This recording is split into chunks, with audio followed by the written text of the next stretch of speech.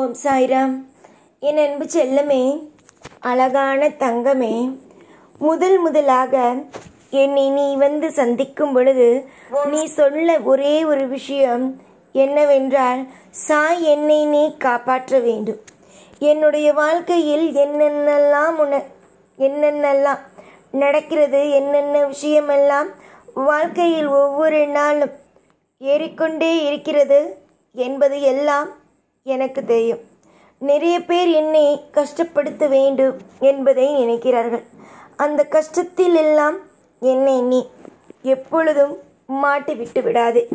நிறைய பேருக்கு நான் மிகப்பெரிய ஒரு பாரமாக இருக்கிறேன். அந்த பாரங்களை எல்லாம் எப்படியாவது தள்ளிவிட வேண்டும் என்று நினைக்கிறார்கள். ஏனென்றால் யாருக்கும் என்னை பிடிக்கவே இல்லை. நான் ஒவ்வொரு நபர்களுக்கும், என் குடும்பத்தில் இருக்கும் ஒவ்வொரு நபர்களுக்கும் பாரமாக இருந்து அவர்களை கஷ்டப்படுத்துகிறேனோ என்ற ஒரு எண்ணம் வந்து ஒவ்வொரு நாளும் நிம்மதியே இல்லாமல் இருக்கிறேன். எப்பொழுது என் வாழ்வில் நல்லது நடக்கும், நானும் இன்று நடக்கும், நாளை நடக்கும், நாளை மறுநாள் நடக்கும் என்று எப்ப பார்த்தாலும் ஏதாவது ஒன்று நானும் நினைத்து கொண்டே இருக்கிறேன். குடும்பத்திற்கு கஷ்டம் கொடுக்காமல் இருந்து விடுவோம் என்று நினைக்கிறேன். ஆனால் என்னால் என்னுடைய குடும்பத்திற்கு தினமும் கஷ்டங்கள் வந்து கொண்டு தான் இருக்கிறது. நான் உன்னை முதலாக சந்திக்கும் பொழுதே கேட்டேன், நான் யாருக்கும் பாரமாக இருக்கக்கூடாது என்று.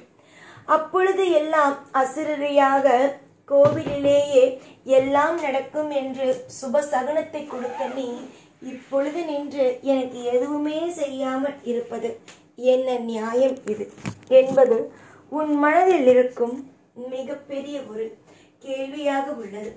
கேள்விகள் நிறைய கேட்கலாம், பதில் எப்பொழுது சொல்ல வேண்டுமோ அப்பொழுதுதான் பதில் சொல்ல முடியும். கவலைகள் என்பது ஒரு பக்கம் வைக்காதீர்கள். எப்பொழுதுமே எல்லாரும் சொல்வார்கள், கவலையை தூக்கி ஒரு ஓரமாக வை என்று. கவலைகளை ஓரமாக வைக்காதீர்கள், குப்பையில் தூக்கி போட்டு விடுங்கள்.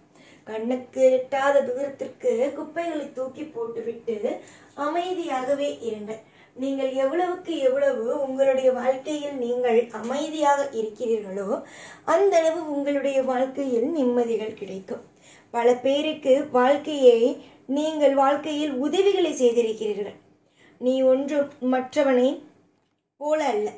வாழ்க்கையில் எதுவுமே செய்யாமல் நீ அடுத்த ஒரு நபரும் நன்றாக இருக்க வேண்டும், அடுத்த நபரும் வாழ்க்கையில் நிம்மதியாக இருக்க வேண்டும் என்று நினைக்கும் ஒரு பிள்ளைதான். இப்பொழுது உன்னுடைய வாழ்க்கையில் லாபங்கள் இல்லாமல் இருக்கிறது, நஷ்டமாக இருக்கிறது, எல்லாமும் உன்னுடைய வாழ்க்கையில் துன்பமாக இருக்கிறது. இது எல்லாமும் வாழ்க்கையில் ஒரு சிறு காலங்கள் மட்டுமே. இந்த சிறு காலங்களை அனைத்தையும் ஒரு காலம் வந்து முறியடிக்கும். அதுதான் நல்ல காலம். அந்த நல்ல காலம் வரும் பொழுது தானாகவே உனக்கு தெரியும், நம் கஷ்டத்திற்கெல்லாம் பதில் சொல்லிவிட்டார் சாய் என்று. உன்னுடைய வாழ்க்கைக்காகத்தான் நீ வியாழக்கிழமை தோறும் விரதம் எடுக்கிறாய். இங்கு யாருமே எப்பொழுதுமே சம்பந்தம் இல்லாமல் ஒரு விரதம் எடுப்பதோ சம்பந்தம் இல்லாமல் பூஜைகளை செய்வதோ கிடையாது. எப்பொழுதுமே அவரவர்களுக்கு ஏதோ ஒரு தேவைகளை மனதில் வைத்துக் கொண்டு தான் ஒவ்வொரு விஷயத்தையும் செய்கிறார்கள். அதே மாதிரிதான் நீயுமே எல்லா நிமிஷத்தையும் போட்டு குழப்பிக்கொண்டு எல்லா விஷயத்தையும் போட்டு மனதில் பாரமாக வைத்துக்கொண்டே இருக்கிறாய். பாரத்தை எப்பொழுதும் மனதுக்குள் வைத்துக்கொண்டு எல்லா நாளும் உன்னுடைய வாழ்க்கையில் நிம்மதி இல்லாமல் தவிக்காதே. நிம்மதியோடும் சந்தோஷங்களோடும் இருப்பதற்கு முயற்சிகளை செய்யுங்கள். காலம் முழுக்க அழுது கொண்டே இருக்கலாம், காலம் முழுக்க கஷ்டத்தோடு இருக்கலாம், காலம் முழுக்க எல்லா நிலைமையிலேயும் ஒரு நிம்மதி இல்லாமலேயே இருக்கலாம் என்பதை நினைக்காதீர்கள். காலம் எப்பொழுதும் உங்களுக்கு ஒரு வாழ்க்கையை காட்டுகிறது என்றால் அது ஆரம்பத்தில் ஒரு நிலையில்லாத வாழ்க்கையாகத்தான் இருக்கும். புரிகிறதா? நிலையில்லாத ஒரு வாழ்க்கையாகத்தான் இருக்கும். ஆனால் அடுத்தடுத்து நன்மைகளான விஷயங்களாகவே வாழ்க்கையை அமைத்து கொடுத்துவிடும். இங்கு நீ நிறைய பேரை பார்த்திருப்ப, அவர்களுடைய வாழ்க்கை சாதாரணமாக இருக்கும். ஆனால் கொஞ்சம் காலங்கள் போக போக அவர்களுடைய வாழ்க்கையில் மிகப்பெரிய ஒரு வித்தியாசமும் அமையும். இதுதான் வாழ்க்கை. எப்பொழுதுமே முதல் கட்ட வாழ்க்கை, இரண்டாவது கட்ட வாழ்க்கை, இது இரண்டு தான் ஒன்று இருக்கிறது. மூன்றாவது எல்லாம் கிடையாது. முதல் கட்ட வாழ்க்கை, இரண்டாவது கட்ட வாழ்க்கை. முதல் கட்ட வாழ்க்கை எப்பொழுதும் கஷ்டமாக இருக்கும், ஏனென்றால் எதுவும் தெரியாமல் இருக்கும். அடுத்தது வளர்ந்து அதுக்கு பிறகு ஒரு வாழ்க்கை இருக்கும்போது இரண்டாம் கட்ட வாழ்க்கை, அது மிகவும் அற்புதமும் அதிசயமும், நிறைய லாபங்களும் நிறைய திருப்திகளும் ஆரோக்கியங்களும் ஆயுள்களும் உங்களுக்கு கிடைக்கும். இப்படிதான் உங்களுடைய வாழ்க்கையில் அடுத்தடுத்து வாய்ப்புகளும் அடுத்தடுத்து ஒவ்வொரு விஷயங்களும் கட்டங்களும் நகர்த்தப்படுகிறது. நீ என்னிடம் 1000 கேள்வியை ஒவ்வொரு நாளும் எடுத்து வைக்கிற. 1000 கேள்விகள், ஒவ்வொரு நிமிஷத்திற்கும் ஒவ்வொரு கேள்விகள். என்னை பார்த்து உன்னுடைய பூஜை அறையில் இருக்கும் என்னை வந்து பார்த்து ஏன் சாயி இப்படி செய்தார் என்ற ஒரு கேள்வி. அடுத்தது, என்னுடைய வாழ்க்கையை ஏன் இப்படி செய்த என்ற ஒரு கேள்வி.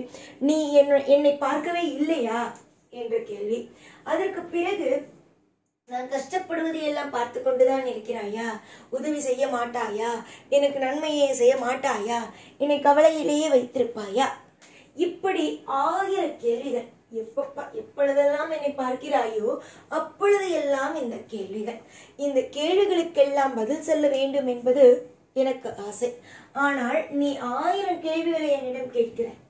ஒவ்வொரு நாளும் 1000 கேள்விகளை கேட்கும் பொழுது அதற்கு எல்லாவற்றுக்கும் பதில் ஒன்றே ஒன்றுதான், நான் உன்னை நலமோடு வாழ வைப்பது.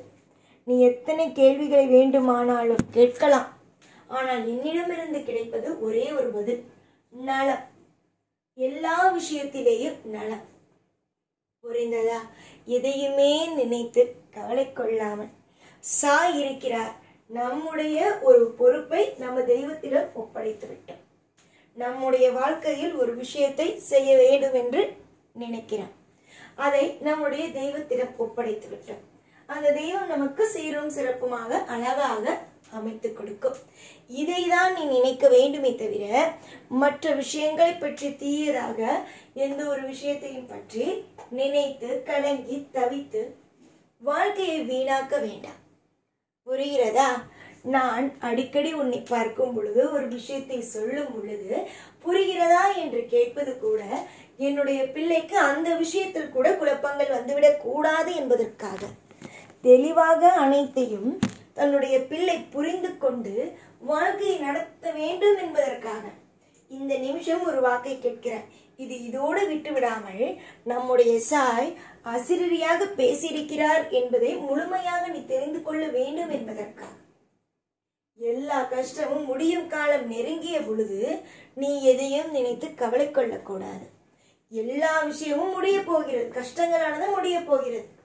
அப்படி இருக்கும் பொழுது எதையும் நினைத்து கவலைப்படாமல் நன்மை நடக்கும் என்று நம்பினால் மட்டுமே போதும். தொடர் முயற்சி ஒவ்வொரு மனிதனையும் வெற்றியாக ஆக்கும், அதே போல உன்னையும் ஆக்கும். தைரியமாக இரு, எப்பொழுதும் உன் கூடவே இருப்பேன். இந்த சாய்நாள். ஓம் சாய்ராம்.